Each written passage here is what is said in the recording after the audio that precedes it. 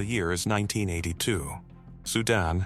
A woman stands behind the reception desk of a Red Sea beach resort, handing a room key to a German tourist who has just flown in from Frankfurt. She speaks German back to him. Flawlessly, she smiles at the right moments. She recommends the reef at the northern headland for tomorrow's dive, tells him the kitchen closes at 9, and reminds him that wetsuits are available at the equipment shed near the dock. He thanks her and walks to his bungalow. She watches him go.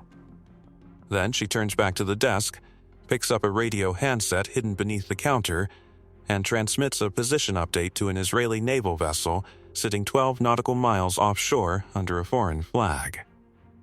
Her name is not what her passport says.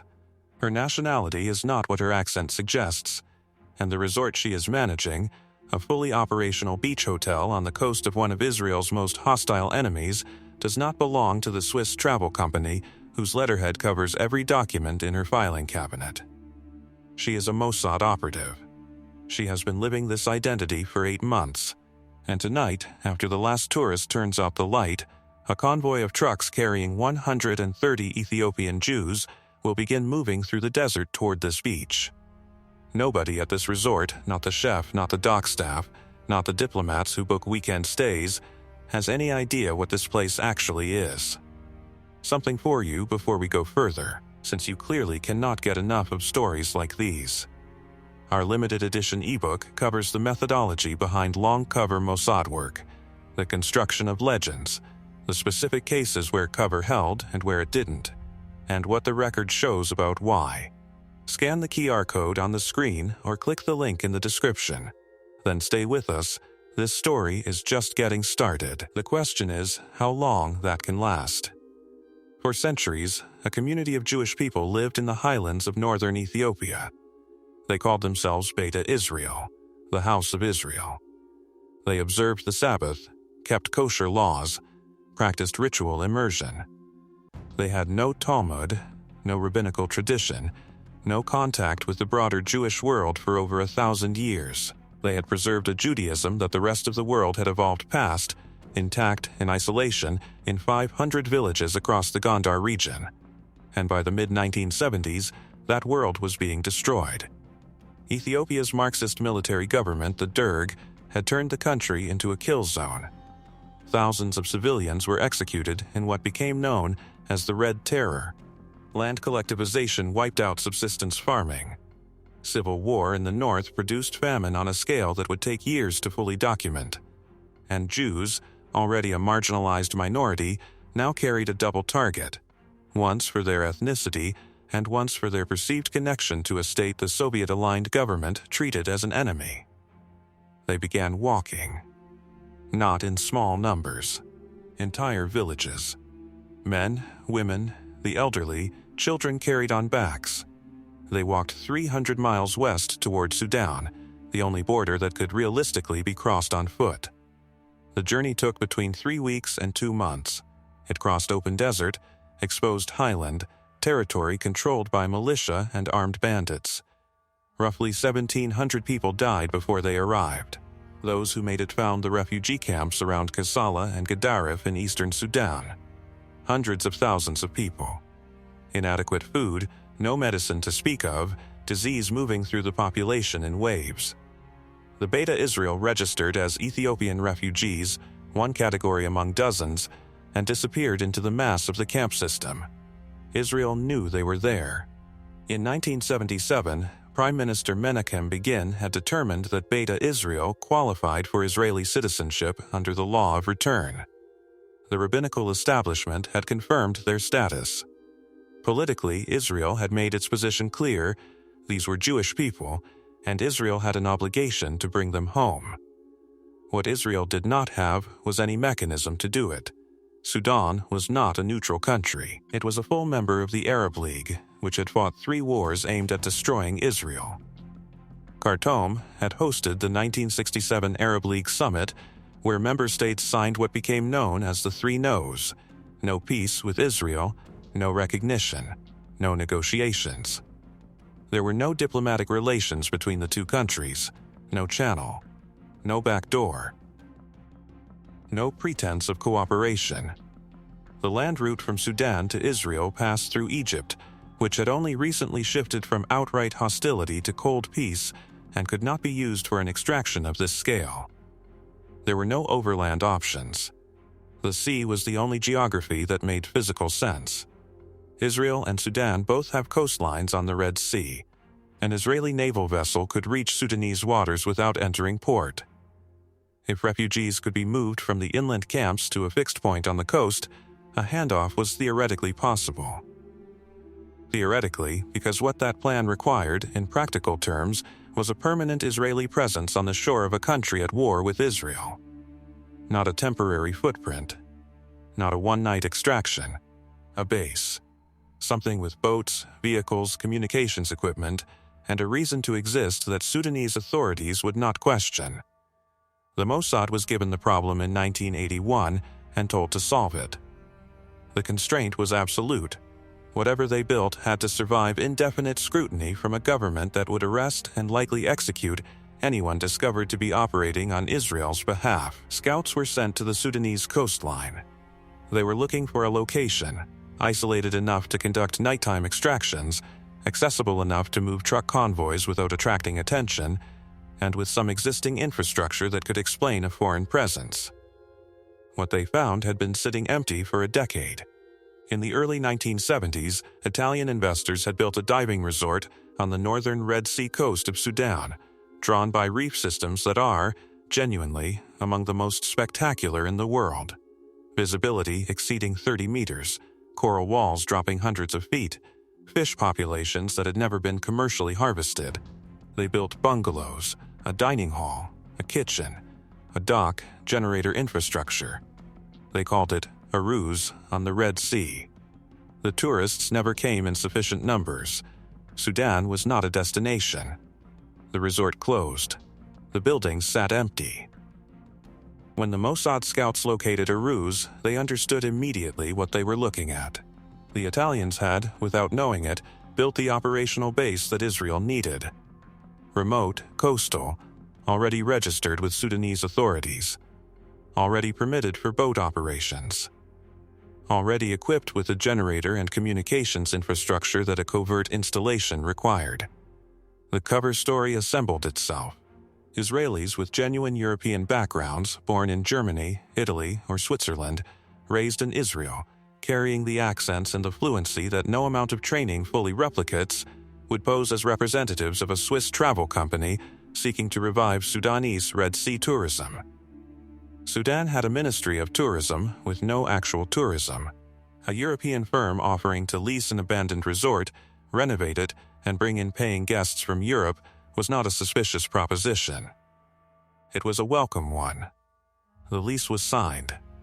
3 years, $320,000. The paperwork included formal protection from Sudan's own tourism ministry, which meant that local officials who came asking questions would find a government-stamped document explaining exactly why these Europeans were here. What made the cover genuinely dangerous and genuinely effective was the decision to make it completely real. A ruse was not going to be a fade. It was going to be a functioning hotel. European tourists would book through a real travel office in Zurich. They would arrive on scheduled flights. They would dive the reefs, eat meals prepared by a Sudanese chef, sleep in bungalows that had been renovated to a standard that matched what the brochure promised. They would go home and tell people the diving was extraordinary, because if Arus was empty, it was immediately suspicious. An empty European resort on the Red Sea coast of Sudan, staffed by people who maintained boats and trucks and radio equipment, that is an intelligence installation. A busy resort, with real guests and real bookings and a real revenue stream, was exactly what the cover claimed it was. The woman running all of this was Yola Riedman. She was an El Al flight attendant who also happened to be a trained deep-sea diver, fluent in German at a mother tongue level. She had been born in Germany and raised in Israel. When her diving instructor called her in 1981 and told her the Mossad wanted to speak with her, the offer was straightforward. Go to Sudan, run a beach resort, and do not tell anyone, not her colleagues, not her friends, not her family, where she is or what she is doing. She said yes. What Yola could not have fully calculated at the moment she accepted was the specific shape of the danger she was walking into. She understood that discovery meant arrest. She understood that Sudan's relationship with Israel meant that arrest meant something far worse than a prison sentence. What she did not yet understand was that the threat would not come only from Sudanese soldiers at roadblocks or officials conducting inspections. The threat that would eventually end Operation Brothers was already forming on the other side of the world, in conference rooms and newspaper offices and synagogues, among people who had no idea they were building a problem. That problem would take 3 years to arrive. By then, 6,000 people would already be gone. Getting a ruse operational took 3 months that no one talks about. The infrastructure in Sudan in the early 1980s was not infrastructure in any sense that a European travel company would recognize. Fresh water had to be delivered by tanker truck from Port Sudan. Electricity came entirely from the resort's own generators, which had to be sourced, transported, and installed without attracting the kind of attention that large machinery movements tend to produce in underdeveloped coastal regions. Diving equipment, boat engines, communications gear, none of it could simply be ordered and delivered. Every piece had to be explained, documented, and made to fit within the commercial story the Swiss travel company was telling. Bribes smoothed a significant portion of this. They were not random or impulsive. They were structured relationships, specific officials, specific arrangements, specific frequencies of contact. Yola established a working relationship with the governor of the Port Sudan region. A senior police official received whiskey on a reliable schedule, which in a country under Sharia law made him not just cooperative but personally invested in the arrangement continuing undisturbed. These relationships were real. That was the point. A transactional bribe leaves a resentful official. A relationship leaves someone who prefers the current arrangement to any alternative. By early 1982, Arus was receiving bookings through the Zurich travel office. European divers arrived on commercial flights to Khartoum, transferred to domestic connections, and found a beach resort that matched what the brochure had promised. The chef cooked well. The equipment was maintained. The reef, which required no maintenance because nature had already done the work, was everything the marketing claimed. The Sudanese staff had no idea. This was not because they were inattentive. It was because there was nothing to see. The Europeans who managed the resort behaved exactly like the tourism professionals they claimed to be. They argued about linen inventory. They tracked dive bookings against equipment availability. They dealt with the generator failures and the water delivery schedules and the occasional difficult guest with the mundane efficiency of people whose livelihood depended on it. On his nights off, Gad Shimran, operating under his own cover identity, told resort staff he was heading into Port Sudan to meet a group of Swedish nurses he'd befriended. Nobody questioned it. Men going into town at night was not suspicious.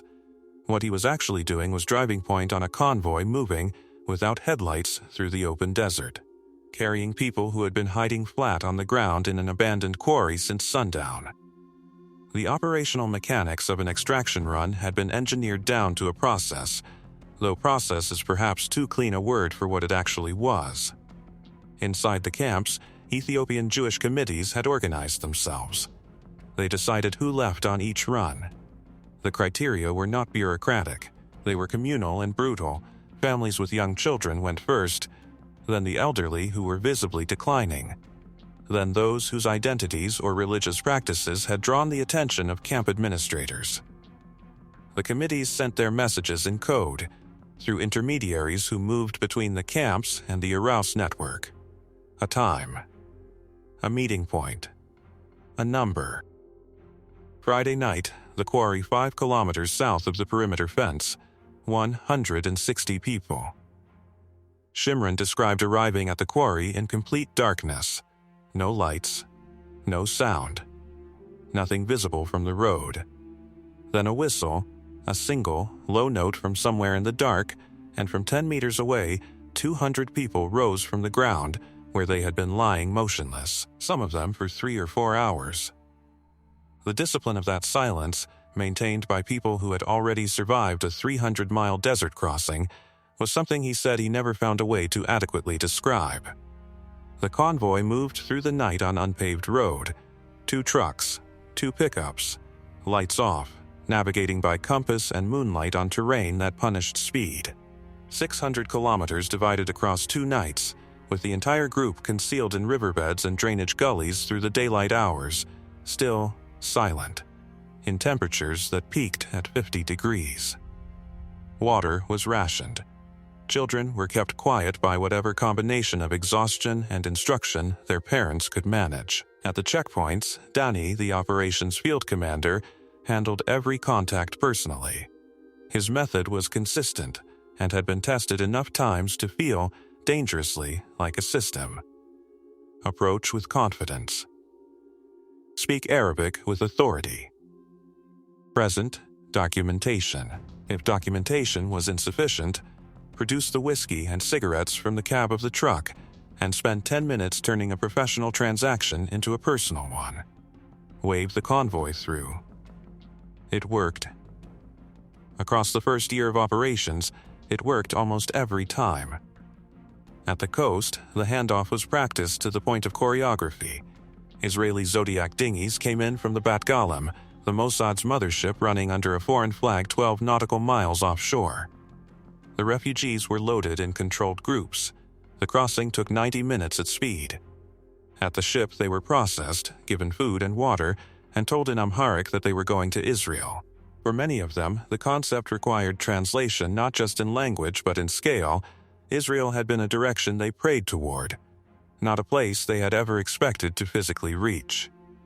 From the ship, they were transferred to Israeli territory. In the first year, the operation moved between 800 and 1,000 people. Not quietly, exactly, moving 1,000 people is never quiet, but without a catastrophic exposure event. The resort maintained its bookings. The Ministry of Tourism received its fees. The local police received their whiskey. And then came the night that changed the operational calculus permanently. A group of 112 people was being loaded onto the Zodiac dinghies at the water's edge. The loading process is slower than it looks on paper. People are frightened. The rubber sides of the dinghies are unstable. Children cry when lifted over the gunwale. Elderly people cannot move at the pace the timeline requires. The agents on the beach were managing this when a Sudanese coastal patrol, a routine anti-smuggling unit, came around the headland with flashlights and weapons already unslung. The soldiers saw the boats. They saw the movement at the waterline. They opened fire. The Mossad agents on the beach stepped into the flashlight beams and began shouting in German-accented English. This is a tourist activity. A night diving demonstration. You are disrupting an official resort event approved by the Ministry of Tourism. You are embarrassing Sudan in front of international guests. The soldiers stopped shooting. They looked at the water. In the darkness, the people pressed against the sides of the dinghies were invisible. What the soldiers could see were Europeans, confident, outraged, holding paperwork in their direction. The soldiers apologized and withdrew. When the last dinghy cleared the beach that night, the team stood at the waterline in silence for a long moment. What they had just done had worked, and everyone present understood, without needing to say it, that it had worked once, in these specific conditions, with these specific soldiers, at this specific hour of the night. The next coastal patrol would be different soldiers. The next near miss would be a different configuration. The sea route had a ceiling. They had just found it. Here is what the Mossad had built its entire threat model around. Sudanese soldiers. Border officials. Local informants who might notice that the European managers of a beach resort seemed unusually interested in the inland refugee camps. The cover had been constructed to answer every one of those threats. The Swiss company documentation answered officials. The Ministry of Tourism relationship answered regional authorities. The genuine tourist traffic, the revenue, the functioning resort, all of it answered the question of why these foreigners were here. The threat model was correct. It was also incomplete in a way that nobody had fully anticipated. Because the threat that was assembling itself during the same period that Irus was running its extractions, was not coming from Sudan at all. It was coming from within the Jewish world. By 1983, diaspora Jewish organizations in the United States, in Europe, in communities across the Western world had become aware, in broad terms, that tens of thousands of Ethiopian Jews were trapped in Sudanese refugee camps and dying. They were not aware of Operation Brothers. They were not aware of Arouse. What they knew was what relief organizations were documenting and what their own community networks were reporting. That Beta Israel existed, that they were suffering, and that Israel was not moving fast enough to help them. So they did what Jewish civil society organizations do. They held rallies. They published opinion pieces. They lobbied members of parliament and congressional representatives. They pressured the Israeli government publicly, in forums and newspapers and official correspondence, to act. Every one of those public statements was a signal. Sudan's intelligence services read the international press. Sudanese officials attended the same multilateral forums where these campaigns were being discussed. The Sudanese government was not operating in an information vacuum, and the growing international focus on Ethiopian Jews in Sudanese refugee camps, the specific geography, the specific population, was precisely the kind of attention that could cause a Sudanese official to look at an Italian-built beach resort leased to a Swiss travel company and ask a question that the whole operation had been built to prevent. Shimron understood this before it fully crystallized. He wrote about it without euphemism. The operation was being compromised from the outside by people who believed they were helping. When the risk assessment was updated, the conclusion should have been straightforward. Mossad protocol for a compromised or at-risk operation is not a gradual wind down. It is an immediate abort. Personnel exfiltrate. The cover infrastructure is abandoned. Everyone goes home. That discussion happened. It was real and it was serious. What also happened in the same conversation was Shimron asking a question that the protocol had no answer for. If the team aborted tonight, what happened to the 160 people lying in a quarry 5 kilometers south of the Kassala camp perimeter, waiting for a truck that was not going to come? What happened to the families who had been selected by their committees, who had said goodbye to neighbors they knew they would never see again, who had walked out of the camp in the dark carrying nothing, because they had been told tonight was the night? The protocol said abort. The reality said the people on the ground could not be reached in time to be told the run was cancelled. The protocol did not have a provision for that. The team did not abort. What they did instead was change the method, radically, quickly, and under conditions where changing the method meant abandoning the sea route that had been the operational spine of everything they had built. The sea was no longer viable. The coast was now under too much ambient scrutiny from too many directions for a pattern of nighttime beach movements to survive much longer. They needed a different way out of Sudan. What they found, or more precisely, what a Mossad operative located while driving through the eastern desert, was a runway. Not a functioning airstrip. An abandoned one. Built by British military engineers during the Second World War for a theater of operations that history has mostly forgotten. Unused for 40 years. Sitting in the middle of open desert, flat and intact, precisely because desert does not erode concrete the way weather does, the runway existed. Whether it could carry the weight of a fully loaded Hercules transport aircraft, the same aircraft used at Entebbe, without fracturing, was a question that had not yet been answered. The Israeli Air Force was consulted. The answer they gave was not a guarantee. It was a probability. A strong one. But probability is not certainty, and a Hercules landing on an unverified runway in the middle of enemy territory, carrying 100 people who had been walking for 2 months to reach this moment, is not a situation in which probability is a satisfying word. The first desert airlift was being planned on information that was, in one critical respect, still incomplete. Nobody had stood on that runway and tested what it would hold. The first desert airlift was not the first desert airlift. There was a rehearsal run, not with refugees but with the aircraft, a C-130 Hercules dispatched from Israel, flying without markings, descending into the eastern Sudanese desert in the middle of the night to test whether a 40-year-old British military runway could take the weight of a fully loaded transport aircraft without the surface fracturing on touchdown. The plane landed, the runway held. What the test did not simulate, what it could not simulate, was the rest of it. Because a runway that holds a C-130 on a dry test run in controlled conditions with a crew that knows exactly what they are doing and nothing else at stake is a different proposition from the same runway on the night of an actual extraction.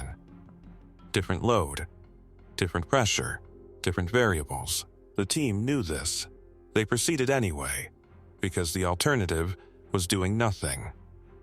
The first real airlift was scheduled for a night in late 1982. 140 people had been selected by the camp committees. The convoy route was planned.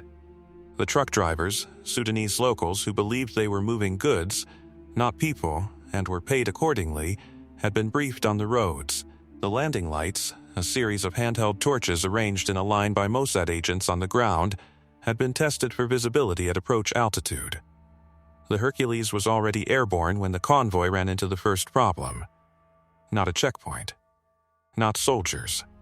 A truck with a broken axle 40 kilometers out of the camp perimeter in the middle of open scrubland, with 38 people who needed to be distributed across the remaining vehicles in complete silence and darkness.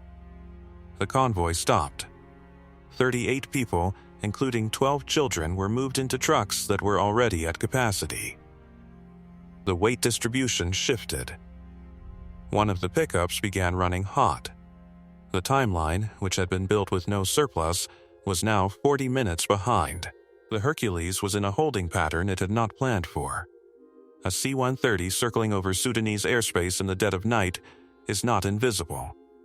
It is quieter than it looks from the ground, but it is not silent, and it cannot hold indefinitely without fuel, without increasing the probability of being tracked on radar, and without the crew becoming a factor in the calculation. Because aircrew fatigue at that hour, in those conditions, on a runway that has only been tested once, is not an abstraction. On the ground, Shimron was working a radio that was giving him intermittent signal. The convoy's position updates were coming through broken. He had a partial picture of where the trucks were and no clear picture of the timeline. What he did have was a decision window that was closing. The call he made, and it was his call, not Danny's, because Danny was forward with the convoy, was to hold the aircraft. Not to abort, to hold. That decision was based on an assumption that turned out to be wrong. Shimron assumed the hot pickup truck was a heat issue, a cooling system running under pressure from the extra load, manageable, something that would stabilize as the vehicle moved and the air pushed through the radiator. He communicated this assessment to the aircraft commander. The pickup truck did not stabilize. It got worse. 15 kilometers from the airstrip, with the convoy now 5 minutes behind schedule, the driver of the pickup pulled over and said, quietly and with certainty, that the vehicle was not going to reach the runway. The people in that truck had to walk. Not a long distance. 15 kilometers in the Sudanese desert at 2 in the morning is not a long distance for people who had walked 300 miles to reach Sudan in the first place. But it was 15 kilometers on a timeline that was already broken, with the Hercules that had been holding for nearly an hour, and with the eastern sky beginning, not visibly yet, but mathematically, to move toward the hour when darkness stopped being an asset. The aircraft commander radioed Shimron. He had fuel for one more holding circuit. After that, he was returning to Israel with or without the load. This was the near abort, not a discussion, a hard limit, stated without negotiation. Shimron authorized the convoy to push directly to the strip with whoever had arrived. The walkers would be guided in separately, on foot, and loaded last if the timeline held. It was the wrong decision and the right decision simultaneously, which is the specific condition that real operations produce and that planning never fully accounts for. Wrong because splitting the group at night, in open desert, without reliable radio contact, introduced a new failure mode that had not been in any version of the plan. Right, because holding the entire extraction for 15 kilometers of walking with a fuel-limited aircraft overhead would have ended the run entirely. The first group reached the airstrip. Shimron had positioned the landing lights. 6 agents with torches, spaced along the runway in the configuration the Air Force had specified. The Hercules came in on a descent that from the ground felt vertical. It did not. What it felt like from the ground was enormous and loud and completely impossible in a landscape that had contained nothing larger than a truck for 40 years. The aircraft touched down. The runway held, and then the Hercules taxied to the loading position and the ramp dropped, and Israeli commandos came off the aircraft carrying assault rifles and rocket launchers, at speed, spreading into defensive positions around the perimeter of the strip. The refugees who were already at the runway had been told this was coming. They had been told, in Amharic, by their own community leaders who had traveled with the convoy, that there would be an aircraft, that it was Israeli, that the soldiers were there to protect the loading process, not to threaten it. What no briefing could fully communicate was the physical reality of a C-130 landing in absolute darkness in the Sudanese desert. The noise, the dust cloud the engines kicked up, a wall of grit moving outward from the aircraft at speed, hitting people who were already exhausted and frightened. The soldiers coming off the ramp moving fast, with weapons, in a language most of the refugees did not speak. 11 people ran, not away from the aircraft toward the desert. Into it, into the darkness beyond the landing lights, in the opposite direction from the trucks. The commandos went after them. Not all of them, enough the defensive perimeter contracted to allow pursuit, which meant it was no longer a perimeter. The aircraft ramp was open. The loading had to proceed regardless. Shimron was on the radio and on foot simultaneously, managing the loading rate at the ramp and the pursuit in the dark and the question of the walkers, the group from the broken pickup, who were now somewhere between 8 and 12 kilometers out, without torches, moving toward a position they had been given by compass bearing. The false release came when the last of the 11 who had run was brought back to the aircraft. For approximately 90 seconds, the scene was stable. The loading was proceeding. The runway was holding. The perimeter was reestablished. Shimron had a head count that was close enough to complete that the operation felt, for those 90 seconds, like it was going to finish cleanly. Then the walkers arrived. Not in a group. In fragments, families separated in the dark, individuals who had been moving on compass bearing alone and had arrived at slightly different points along the runway perimeter, some of them emerging from the darkness directly into the path of commandos who did not know they were coming. The loading process, which had been moving at controlled speed, became something else. People were being helped up the ramp. Children were being passed forward. The aircraft commander was on the radio to Shimron with a fuel state that was no longer a warning. It was a number. The ramp closed with 131 people on board. 9 people from the original group of 140 were not on that aircraft. Not captured. Not shot. Separated in the dark and unable to reach the strip before the ramp closed. They were recovered by the ground team and returned to the camp network. They were placed on the next run. The Hercules lifted off the British runway and turned north. The runway held on departure. What Shimron stood looking at after the aircraft noise dropped below the level of the desert wind was a strip of flat ground in the middle of Sudan that had just been used to do something that had no precedent in the history of the country or the people being carried on that aircraft. He stood there for longer than the timeline allowed.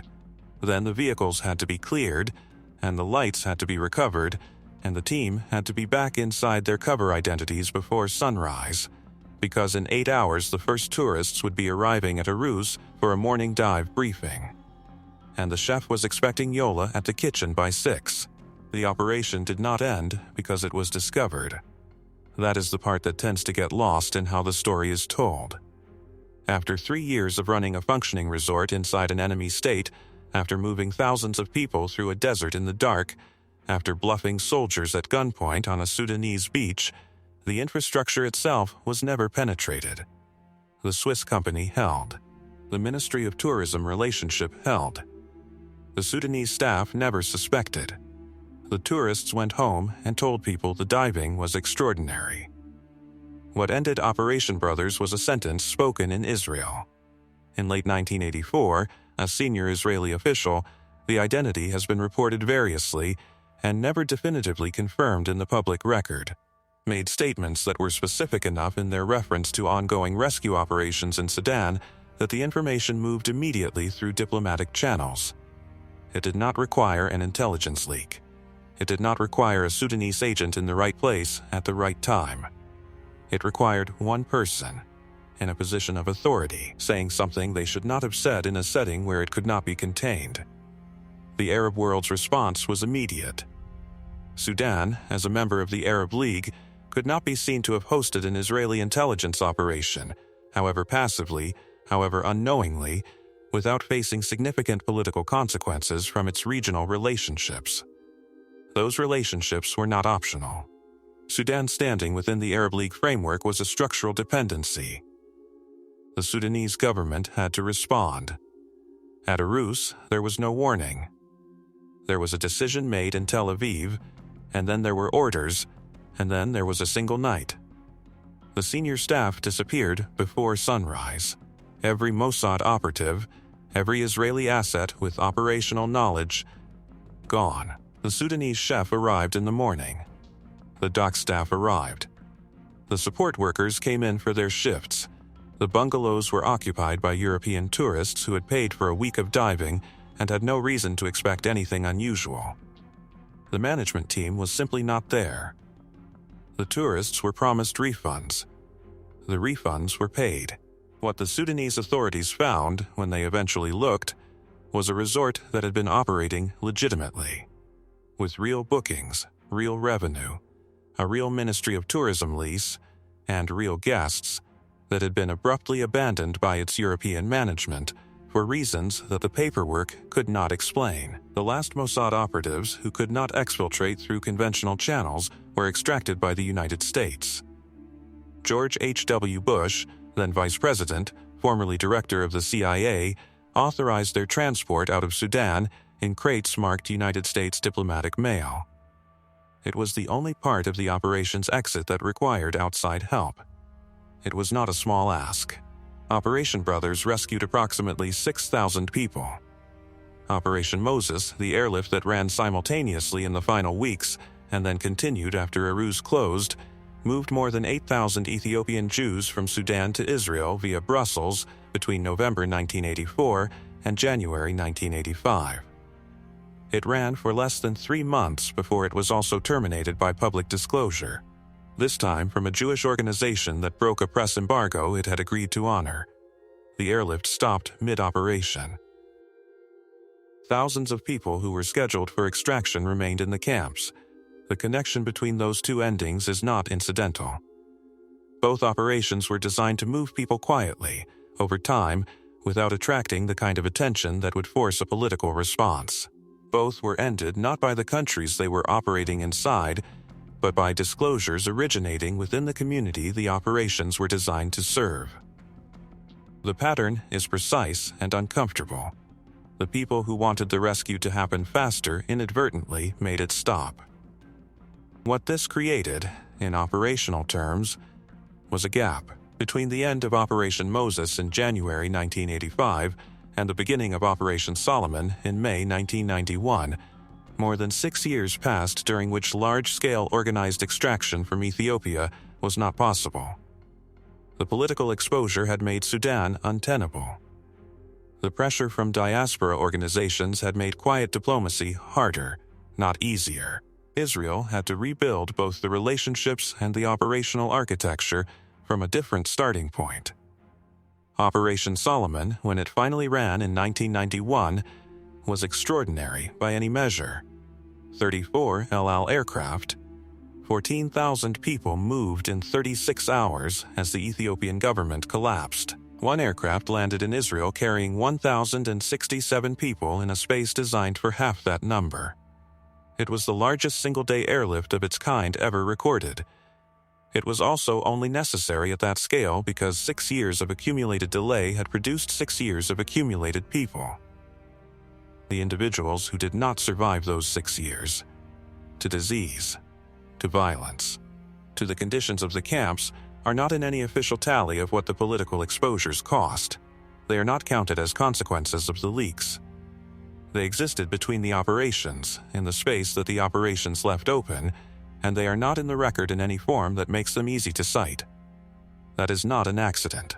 It is how the accounting works when the cost is distributed across time and geography rather than concentrated in a single visible event.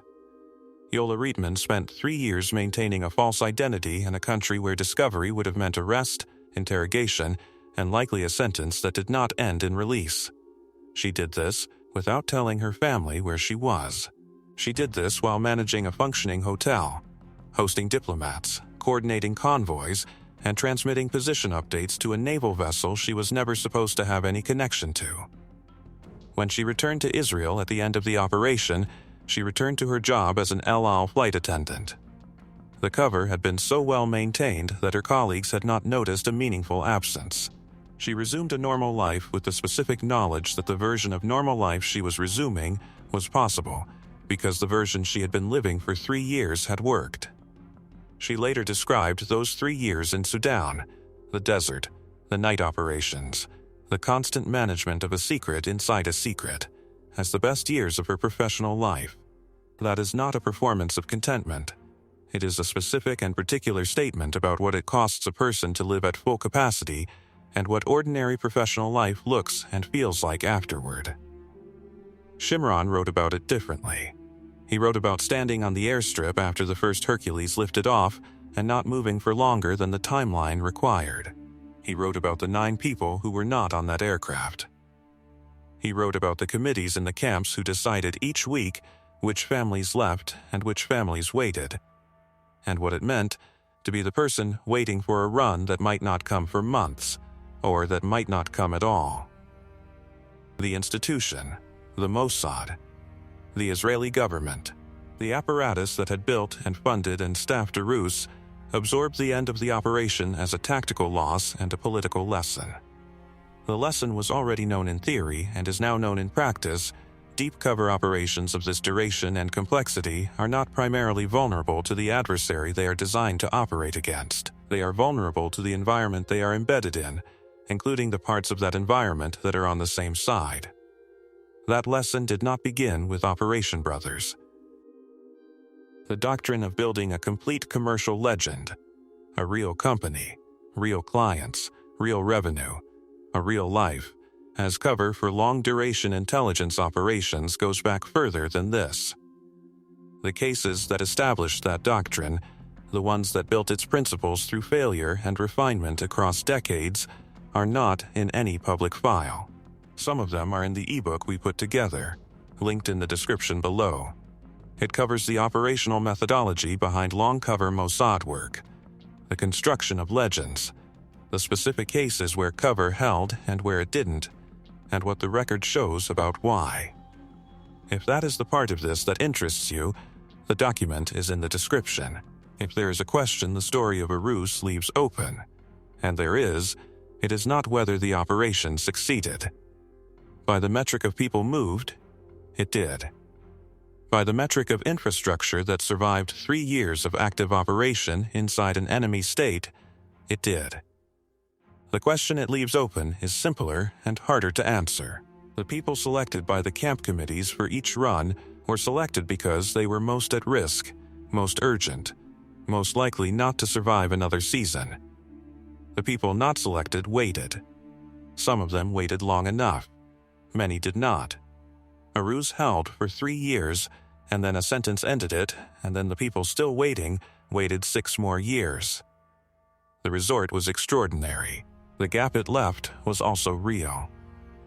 If you have a question about the operation or about something in this video that warrants more detail, put it in the comments. We read them, and the ones that go somewhere become the next video.